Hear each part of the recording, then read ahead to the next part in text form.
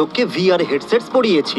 যে সবার শেষে এটাকে খুলবে সে পাবে প্রতি ঘন্টায় $1000 করে। তার মানে ক্রিস যদি দুদিন ধরে ভিআর হেডসেট পরে থাকে আর জিতে যায় তাহলে ও পাবে $48,000, কারণ ঘন্টার হিসেবে 48 ঘন্টা মানে $48,000। দেখো দেখো ওকে দেখো। হেডসেট খুলে ফেলো। না। প্রথম গেম হলো বিট সেভার। তোমরা এটা 1 ঘন্টা ধরে খেলবে। সবাই মজা করো। ঠিক আছে, আচ্ছা আমি কি করি? তুমি মিস্টার বিস্ট সং প্লে করো।